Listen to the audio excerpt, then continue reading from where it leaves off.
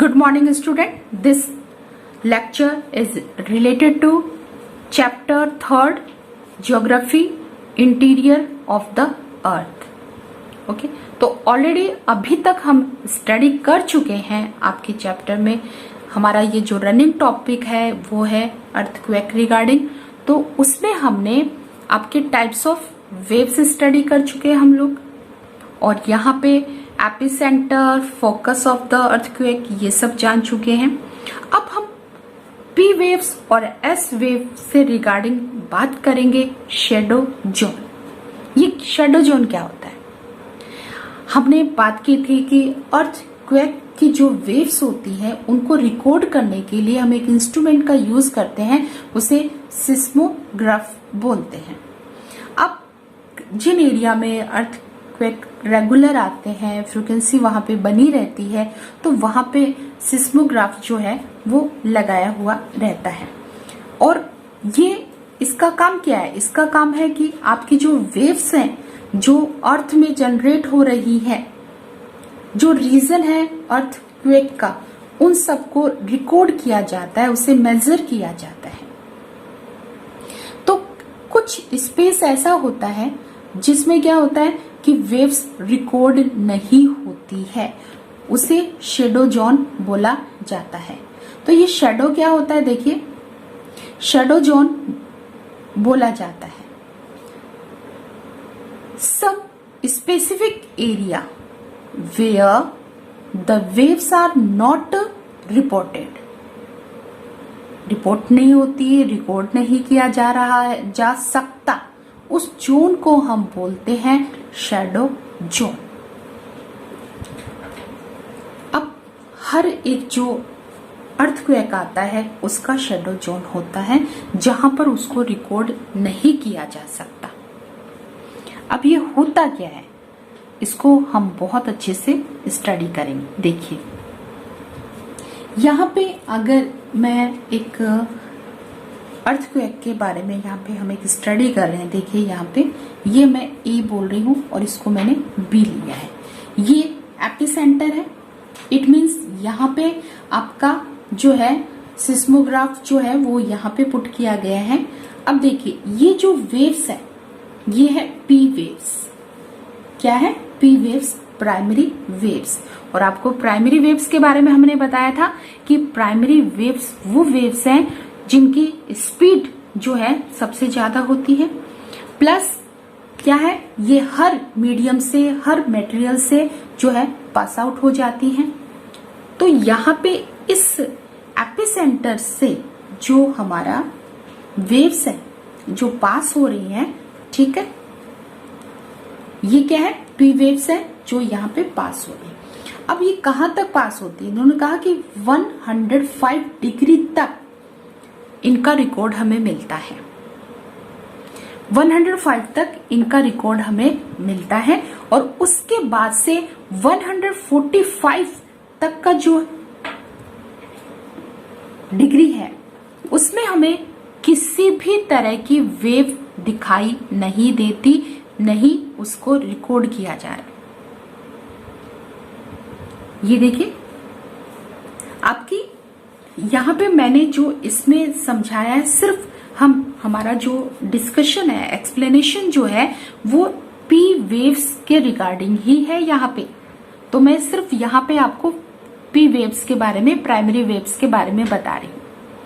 तो यहाँ पे एपिसेंटर जो है उसमें हमें सिर्फ पी वेव्स ही रिकॉर्ड हो रही हैं, और वो भी कहां तक? 105 डिग्री तक। उसके बाद में पी वेव्स जो है रिकॉर्ड नहीं हो रही। अब फिर वो पी वेव्स कहां पे जाके रिकॉर्ड हो रही है? हमारी 145 डिग्री के बाद। सेम चीज यहाँ पे है, 145 डिग्री के बाद ही पी वेव्स रिकॉर्ड हो रही है। इट मीन्स 105 डिग्री और 145 डिग्री तक जो है आपकी पी वेव्स या सेकेंडरी वेव्स रिकॉर्ड नहीं हो रही। तो ये एरिया क्या है? ये पी वेव शैडो जोन है। It is the P wave shadow zone. इधर भी सेम है। अब पी वेव्स जो है यहां से देखिए, ये हमारा core, inner core, outer core. Inner core में क्या है? सॉलिड है, ये सबसे सॉलिड है और इसका टेम्परेचर भी बहुत हाई है। और उसके बाद में है आपका आउटर कोर जो कि लिक्विड है। अब यहां से जो हमारी पी वेव्स है वो सीधा जो पार हो रही हैं, किससे? लिक्विड से पार हो रही है, सॉलिड से पार हो रही है, फिर हमें यहां पे मिल रही है। ओके, तो हमारी पी वेव्स हमें कहां नहीं मिलेगी? 105 टू 145 डिग्री के बीच में पी वेव्स रिकॉर्ड नहीं होंगी। तो दूसरी तरफ हम एस वेव शेडो जोन के बारे में जानते हैं। देखिए यहाँ पे जो ब्लू एरिया है इन कंपेयर टू दिस काफी लार्ज है, तो ये पूरा एस वेव शेडो जोन है। इसमें क्या होता है? इसमें देखिए एपिसेंटर है, जो मैंने यहाँ पे बी बताया है कि देखिए इसमें हमारी जो स्टडी रहेगी वो सिर्फ एस वेव रिगार्डिंग ही रहेगी। तो यहाँ पे एस वेव्स जो है ये एस वेव्स है जो कि आपकी 105 डिग्री तक ही है। उसके बाद में एस वेव्स नहीं दिखाई दे रही, नहीं रिकॉर्ड हो रही। रीजन क्या है? एस वेव्स यहीं पे आके खत्म हो जा रही है, रुक जा रही है, क्योंकि हमने क्या बोला कि एस वेव्स यहां तक पहुंचने के लिए उसे सॉलिड चाहिए, लेकिन उससे पहले सॉलिड के कांटेक्ट में आने से पहले वो लिक्विड से कांटेक्ट करता है, इंटरेक्ट करता है। लिक्विड से इंटरेक्ट करता है तो इट मीन्स आपकी एस वेव्स जो है वो यहीं पे रुक जाती है। एपिसेंटर बी का किससे रिगार्डिंग है? एस वेव से रिगार्डिंग है। तो यहाँ पे देखिए जब एस वेव्स जो है वो 105 तक तो रिकॉर्ड की जाती है और उसके बाद में इसका कोई भी रिकॉर्ड नहीं मिल रहा है। और यहाँ पे तो देखिए ये जो पी वेव्स हैं वो लिक्विड और सॉलिड दोनों को पार कर कर क्रॉस कर कर यहाँ तक पहुंच रही हैं, लेकिन यहाँ पे एस वेव्स जो है वो यहीं पे जाके रुक गई है। रीजन क्या है उसके पीछे? क्योंकि हमने बताया था कि एस वेव्स जो है सिर्फ और सिर्फ सॉलिड मटेरियल में ही जो है मूव करती है, रन करती है। तो यहाँ पे ट्रेवल नहीं कर पाएंगी वो, क्योंकि यहाँ पे लिक्विड है और यहाँ पे सॉलिड में आने से पहले वो लिक्विड से इंटरेक्ट होती है, तो यहीं पे रुक जाती है। तो यहाँ पे ये ब्लू कलर का जो एरिया है वो एस वेव शेडो जोन है, जो कि in compare to P waves के काफी लार्ज है। Clear this?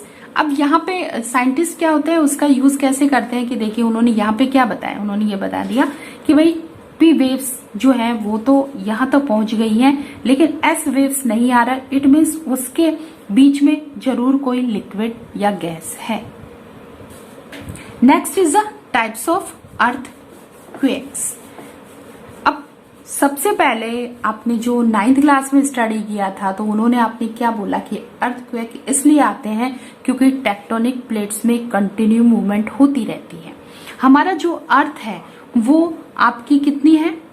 15 to 20 tectonic plate से मिलकर बना हुआ है और ये टेक्टोनिक प्लेट्स जो है वो कंटिन्यू मूव करती है, लेकिन इसकी स्पीड बहुत ही स्लो होती है जिसका एहसास हमें नहीं होता। लेकिन जब इनकी स्पीड बहुत हाई हो जाती है या बहुत ही जोरदार इनमें टकराव होती है तो वो हमें फील होता है और उसको हमने क्या नाम दिया है? अर्थक्वेक। तो यहाँ पे सबसे जो कॉमन अर्थक्वेक जो आता है उसे टेक्टोनिक अर्थक्वेक हमने बोला है।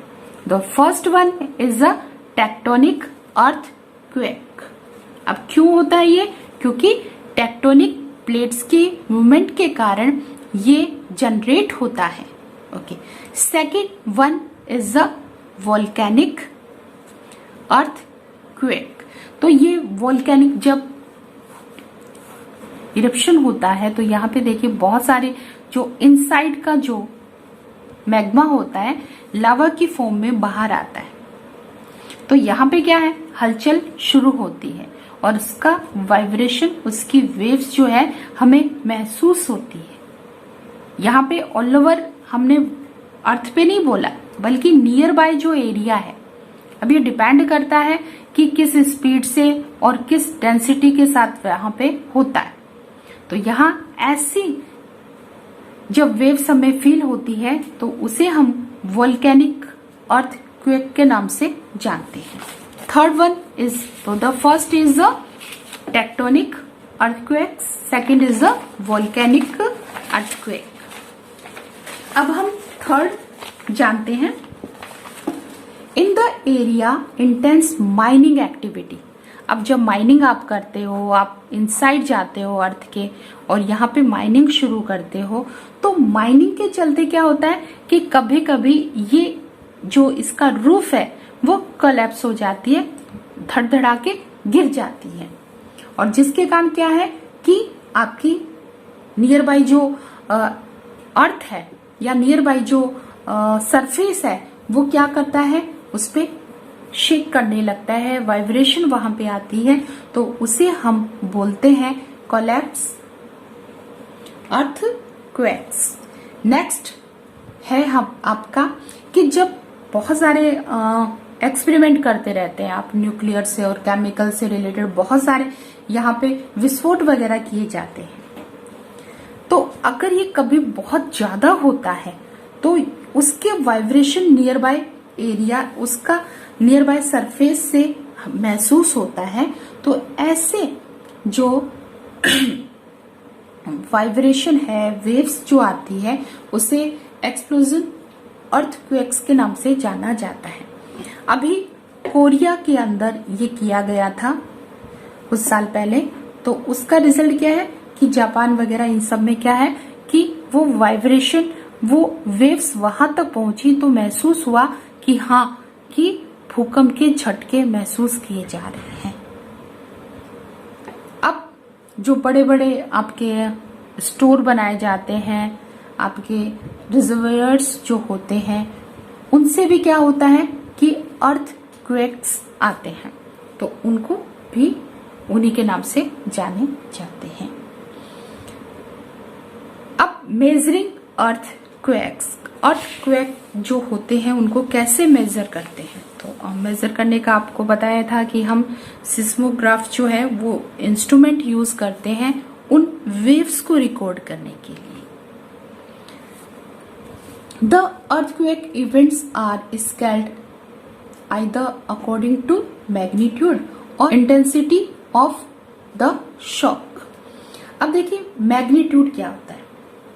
The magnitude scale is known as the Richter scale. The magnitude related to the energy release during the quake. It means जब आपकी अर्थ शेक करती है, और शेक क्यों करती है, क्योंकि वो एनर्जी रिलीज करती है, तो जो एनर्जी रिलीज करती है उसको हम मेजर करते हैं और उसे मैग्नीट्यूड बोला जाता है। तो मैग्नीट्यूड का मतलब होता है कि जब भी अर्थक्वेक होता है तो कितनी एनर्जी उससे रिलीज होती है, और उसको एक्सप्रेस किया जाता है 0 to 10। तो रिएक्टर स्केल, जब कहीं पर भी आपने न्यूज में भी सुना है कि जब भी कहीं पर कोई भूकंप आता है, अर्थक्वेक जब आता है, तो वहां पे क्या होता है कि ये बताया जाती है कि इसकी तीव्रता, इसका मैग्नीट्यूड कितना है, 7 पॉइंट या 2.5 समथिंग, ऐसा बहुत ही कम होता है कि 8 डिग्री तक पहुंचता है। अगर बहुत 8 तक भी रिएक्टर पहुंच जाता है तो इट मीन्स वो बहुत ही ज्यादा नुकसानदायक होता है। और यहाँ पे इंटेंसिटी का मतलब होता है कि उस अर्थक्वेक से होने वाला नुकसान, वो नुकसान कैसा था, कितना था, उसको रेंज दिया जाता है, और वो रेंज होता है 1 to 12 के बीच का। ओके, मैग्नीट्यूड का रिलेशन किसके साथ किया जाता है, एनर्जी के साथ, कि ड्यूरिंग द अर्थक्वेक कितनी एनर्जी रिलीज होती है, और यहाँ पे आपका इंटेंसिटी कितना नुकसान हुआ है उसके बेसिस पे होता है। अब इफेक्ट्स ऑफ अर्थक्वेक के बारे में बात करते हैं कि क्या क्या नुकसान होते हैं। तो रियल आप इन सारे नुकसानों जो होते हैं वो आप जानते हो। देखिए, सबसे पहले तो आपका जो ग्राउंड है वो शेक करता है, शेकिंग होता है।